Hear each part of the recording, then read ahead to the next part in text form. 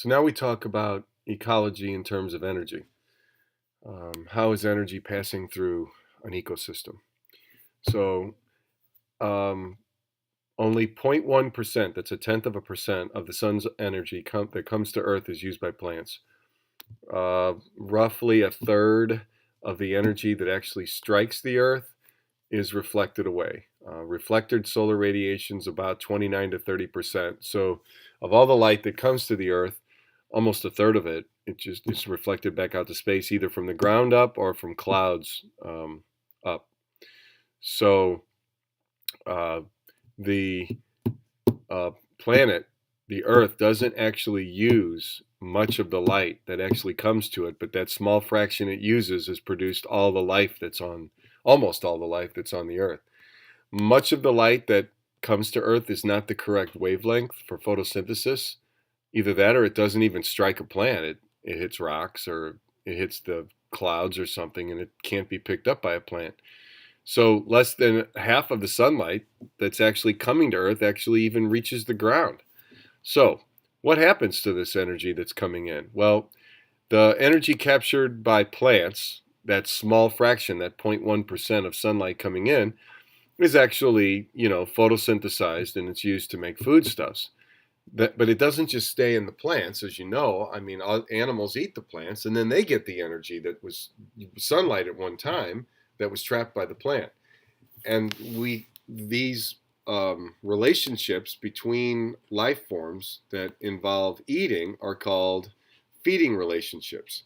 A feeding step is called a trophic level. And it turns out that plants are at the bottom of a trophic concept.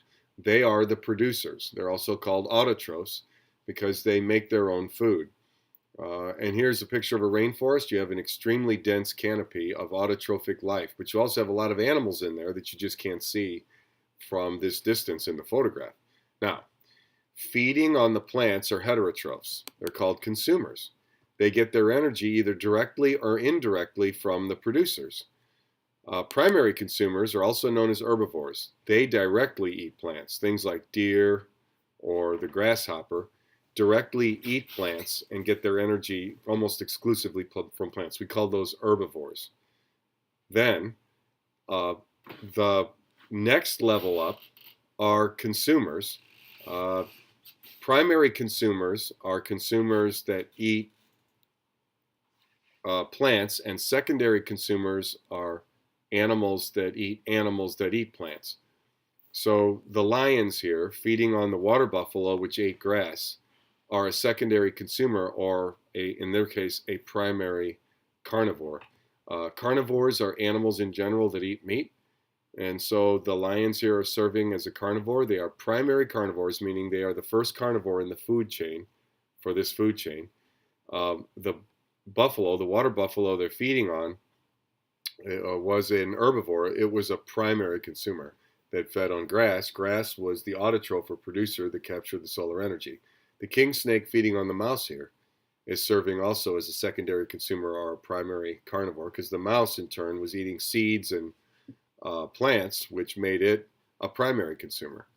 Tertiary consumers are consumers that are called secondary carnivores. They eat primary carnivores, like alligators are fond of eating fish, which themselves are carnivores, or they'll eat turtles, which themselves are carnivores. And so alligators can even eat people. They're dangerous. So alligators are basically carnivores, but often not the primary type. Some carnivores can do both primary and secondary. A lion that eats a buffalo is a primary carnivore, but a lion that eats a hyena is a secondary carnivore. Scavengers are animals in a community that feed on other dead animals. Turkey vultures are scavengers, and the flesh fly feeds on decaying meat. These animals are feeding on animals that have died. They're different than detritivores and decomposers. Scavengers they're animals. They're big. They got digestive tracts and they have mouths and they eat other dead animals. Whereas detritivores are usually small and they feed on decaying plant material for the most part. Mites are a common detritivore, so are earthworms. They feed on soil particles that have decaying material in them. Often it's lots of plant stuff. And here's some leaf mites that eat dead leaves that fall off of trees. Then there's omnivores, which eat at multiple levels. They could be primary consumers, secondary consumers, tertiary consumers. It just depends on the opportunity. The raven is an omnivore. Grizzly bears tend to be omnivores. They'll eat bugs, they'll eat berries, they eat quite a variety of things. Lastly, decomposers are sort of like detritivores and scavengers in that they're feeding on dead things, but the difference here is decomposers grow into the body of the dead thing. They don't eat it, they actually grow into it and live in it, which is sort of a very scary way to live. So these mushroom shelves that you see sticking off the tree here, that's not the actual body of the mushroom. The body of the mushroom's inside the tree. The body of these shrooms are in the soil. You don't see the body, you only see the mushroom caps, which are trying to reproduce. Now, energy in a system generally flows from producers to herbivores to carnivores. The general principle is only 10% of any trophic level is actually passed up to the next level. About 90% or more or less, depending on what you're talking about, of the energy that is consumed is burned up. Most of what you eat doesn't become part of your body mass. It's consumed and you exhale out the atoms. You consume the material, you burn the energy, and you exhale the wasted atoms, which are carbon dioxide and water, and you don't gain weight from that. It's been burned off. Energy is never recycled. Also, it's always either used up or stored. It cannot be recycled. Matter is recycled. Energy is never recycled.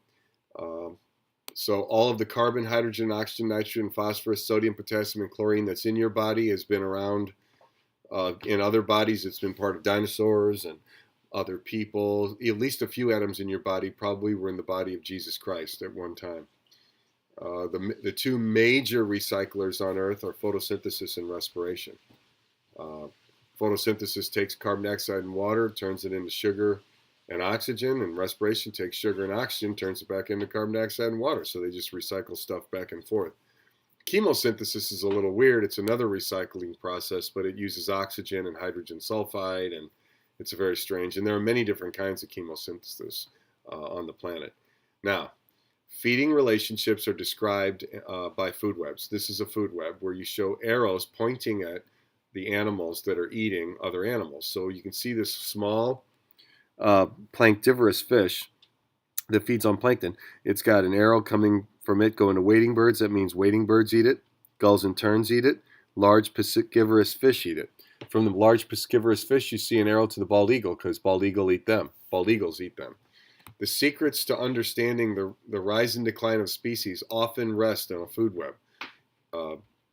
If an animal is going extinct, many times the answer is in understanding its food web. A food chain is a specific passage of energy through a web, like grass, cow, human. A web, on the other hand, has branching patterns. This is a web. If it just had vegetation to swan, that would be a chain. Or if it had phytoplankton to benthic invertebrates to sea duck to bald eagle, that would be just a chain. But having all of this branching, like from the small planktivorous fish, you have 3 branches, that's a web. Terrestrial food chains are usually shorter than aquatic food chains, and that's because of just the way water is. In water, you can live at any level, but you can't do that in air. You're usually on the ground in air unless you can fly, and flying takes a lot of energy. So food webs are a great way to understand an ecosystem, and you have to study an ecosystem to be able to draw the web. Now we talk about the pyramids.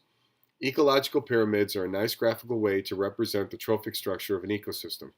Basically, if you did a bar graph showing the amount of plants, the amount of primary consumers, the amount of secondary consumers, the amount of tertiary consumers in an area, and then you laid the bars on top of each other, you get what we call these ecological pyramids. Generally speaking, the pyramids have big bases and small tops. If a pyramid has a big top and a small base, we say it is inverted. The only pyramids that invert routinely are numbers pyramids, because one tree can sustain thousands of insect species and individual insects. So numbers pyramids often get inverted. Biomass pyramids are rarely inverted, and energy pyramids are never inverted. So there are three ways to represent the structure of an ecosystem in terms of how much material is out there.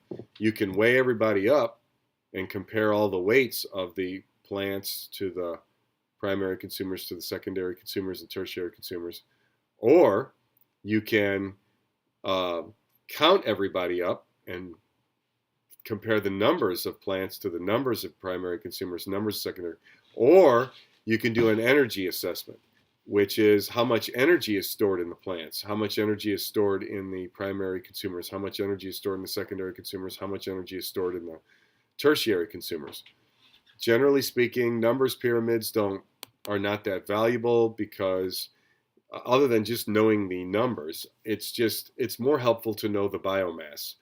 Biomass pyramids describe the weight of the amount of material at each level, and the bars get smaller as you go up. Typical biomass pyramids, because only 10% of the energy of one level is transferred to the next. The 90% is lost as heat.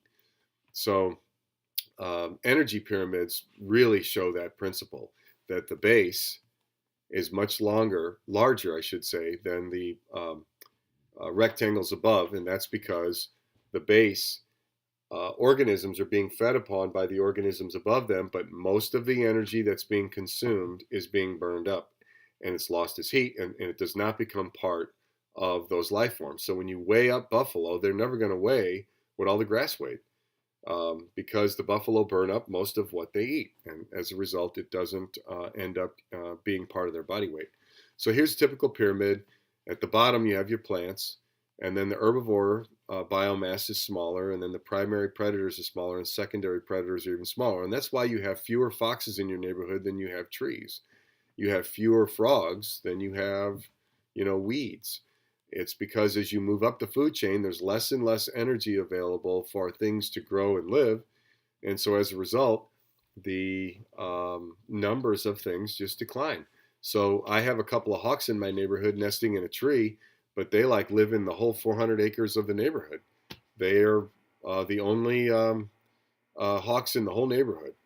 They're rare. You just don't have hawks in everybody's yard. On the other hand, everybody's yard's got squirrels, because squirrels are closer to the plant level. So there, you can sustain more squirrels in an ecosystem than you can hawks, which are way up here at the top.